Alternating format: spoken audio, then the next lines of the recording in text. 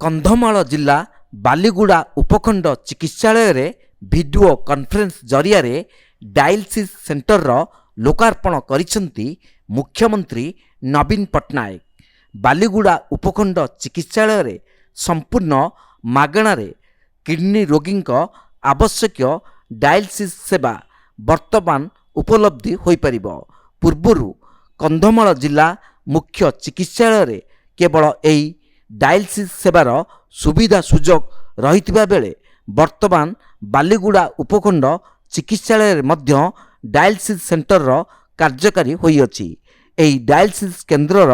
बालीगुड़ा उपखंडर 9 गोटी ब्लॉकर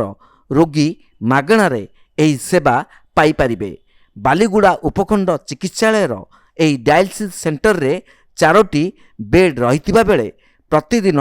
12टी रोगी को डायलिसिस सेवा जोगाई दिया जाई पारिबो। एही लोकार्पण कार्यक्रम रे बालीगुड़ा विधायक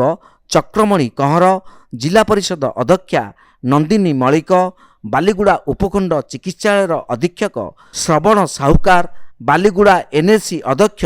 गोविंद प्रधान समेत बालीगुड़ा मेडिकल स्वास्थ्यकर्मी उपस्थित रही। जहाँकि आम बहुत खुशी हटू जेहेतु आम जो संपूर्ण देहमुक्त भाव जो मैंने कि ये जिनटा आम फुलवाणी जिला को जाकि सेवा पाऊलु आज कटक कि आज भुवनेश्वर जाकि सेवा पाऊलु आज संपूर्ण देहमुक्त भाव आज डायलिसिस सेवा आम बालीगुड़ा उपखंड आम सेवा जहाँकि आम पाइबू से धन्यवाद देवी माननीय मुख्यमंत्री पार्टी अध्यक्ष सार को एभली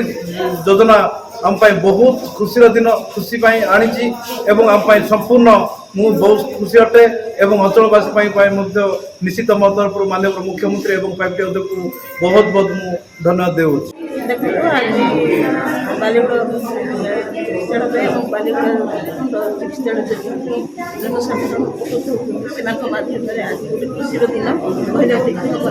कारण आम जो प्रिय मुख्यमंत्री नवीन पट्टनायक सहित आम टीके पांड्यान सार आम उपखंड स्तरीय जनसाधारण बहुत शेष धन्यवाद से कारण आम उपखंड चिकित्सालय गोटे डायलिसिस सेवार शुभ उन्मोचन कर जहाँकि निःशुल्क बिना संध्या 8 पर्यंत ये चलो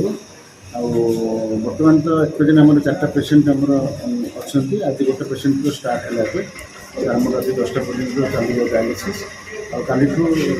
नेक्स्ट जो पेसेंट आसे देखिए आम प्लां कर 24/7 सर्विस राति बंद रही राति यूजुअली दिन बेले हुए कारण यापाई आम पेसेंटर अन्य असुविधा भी हो पारे बेले आईसीयू आवश्यकता अच्छी तो फ्यूचर आईसीयू जो हम आम 24/7 सर्विस दे पार। कंधमाल बालीगुड़ारू भवानी शंकर जेना रिपोर्ट तीर्थक्षेत्र लाइव।